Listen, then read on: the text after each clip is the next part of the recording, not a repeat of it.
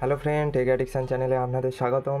তো বন্ধুরা, আজকের ভিডিও খুব ইন্টারেস্টিং হতে চলেছে এবং আমি বিশেষ কিছু কথা বলবো আজ। যে আপনারা রেডিমেড অ্যাম্প্লিফায়ার যখন আপনারা মার্কেটে কিনতে যান বা অনলাইনে কেনেন, তো বেশ কিছু জিনিসের ওপর আপনাদের নজর দেওয়া খুবই জরুরি। তো না হলে আপনারা ঠকেও যেতে পারেন। তো বিশেষ কিছু কিছু জিনিসের ওপর নজর দিয়ে আপনাদের পছন্দ মতো আপনারা অ্যাম্প্লিফায়ার আপনাদের জন্য কিনতে পারেন। তো চলুন শুরু করা যাক ভিডিওটি ভালো লেগে থাকলে অবশ্যই একটি লাইক দেবেন এবং চ্যানেলটি সাবস্ক্রাইব করে সাথে থাকবেন।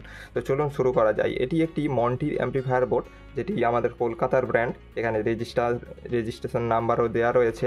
তো আমি কোনো কোম্পানিকে খারাপ বলছি না, কারণ তারা যেই বাজেটে অ্যাম্প্লিফায়ার দিয়ে থাকে সেই বাজেট আপনাকে দিলে এরকম রেডি অ্যাম্প্লিফায়ার আপনি বানাতে পারবেন না।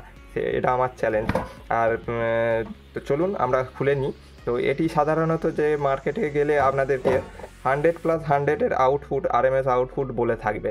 তো বাইরে থেকে তো আপনি বুঝতে পারবেন না যে 100+100 দিতে পারে কি।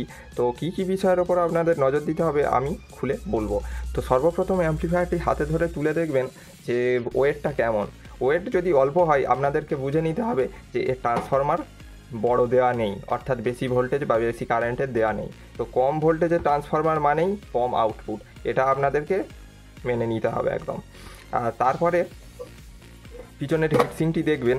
পিছনের হিটসিংটি দেখে আপনারা আন্দাজ লাগাতে পারেন যে এর ভিতর কি রয়েছে, 5200, 1943-এর পেয়ার না 3055, এটা আপনারা দেখে নিতে পারবেন।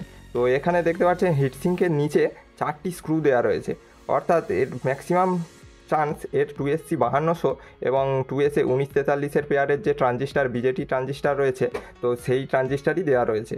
তো এই হচ্ছে বাইরের জিনিস দেখে আপনারা বুঝতে পারবেন যে এতে কী ট্রানজিস্টার ইউজ হয়েছে আর কি কেমন ট্রান্সফরমার ইউজ হয়েছে। এই দুটি বিষয় দেখে আপনারা বুঝতে পারবেন যে কত পাওয়ার দিতে পারে। যেহেতু এখানে 2SC 5200 1943-এর ট্রানজিস্টার দিয়েছে, তো 100+100 আউটপুট দেওয়ার কথা, কিন্তু পর্যাপ্ত পরিমাণ ট্রান্সফরমার না দেওয়ার কারণে এটি 100+100-এর আউটপুট কখনোই দেবে না। আর যদি সম্ভব হয় আপনারা যদি দোকানদারকে বলেন যে ভিতরে কী রয়েছে দেখাতে, তো আপনারা দেখে একটা আন্দাজ লাগাতে পারবেন যে এর কোয়ালিটি কেমন কী। তার জন্য আমি বেশ কিছু জিনিস আপনাদেরকে জানাবো। তো তো বন্ধুরা, একটি ভালো মানের অ্যাম্প্লিফায়ার বুঝতে গেলে বা জানতে হলে আপনাদের কী কী ব্যাপারে নজর দিতে হবে আপনাদেরকে আমি বলে দিই।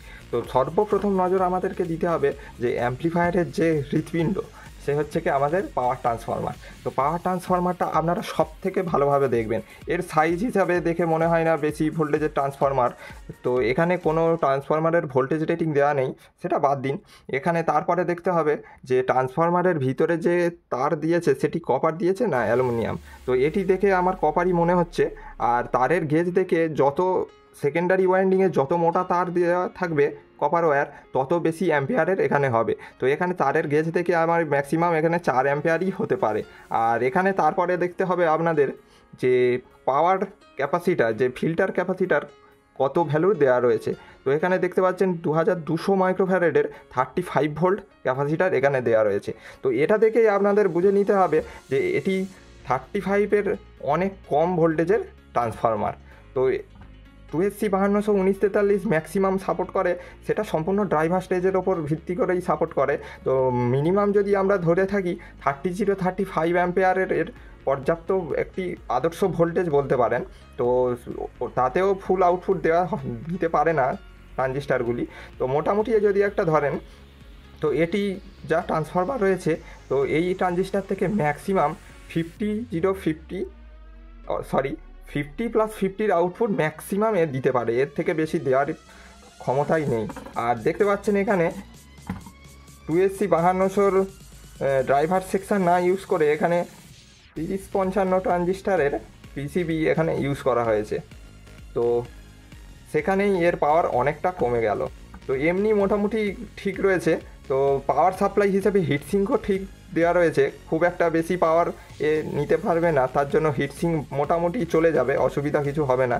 যদি বেশি ভোল্টেজের ট্রান্সফরমার ইউজ করা হতো তো হিটসিংটি বড় দেওয়ার খুবই প্রয়োজন ছিল। তো এখানে যেহেতু বেশি পাওয়ার হ্যান্ডেল এখানে করবে না, তার জন্য ঠিকই রয়েছে। তো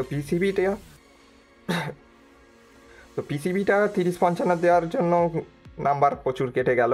আর এখানে তারপরে দেখতে পাচ্ছেন মোটামুটি পোটেনশিওমিটারগুলো ভালোই দেওয়া রয়েছে, আর মোটামুটি ওয়্যারিং মোটামুটি বলবো। আর আরেকটি ভুল এখানে রয়েছে যে 2SC521943-এর যে ট্রানজিস্টারগুলি এর তারের গেজ খুবই সরু দেওয়া হয়েছে। এটা কিন্তু দেওয়া একদমই উচিত নয়, কারণ এখানে ম্যাক্সিমাম লোড এখান দিয়ে পাস হয়। তো মেন স্পিকার আউটপুটও এর ট্রানজিস্টারের এখান দিয়ে হয়। তো সেহেতু এখানে অনেক মোটা গেজের তার দেওয়া উচিত ছিল।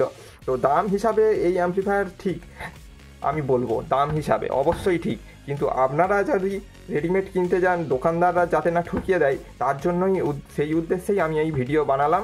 তো বন্ধুরা, চ্যানেলটি সাবস্ক্রাইব করে দেবেন, এরম নলেজেবল ভিডিও আপনাদের দিতে থাকবো। তো ধন্যবাদ ভিডিওটি সম্পূর্ণ দেখার জন্য।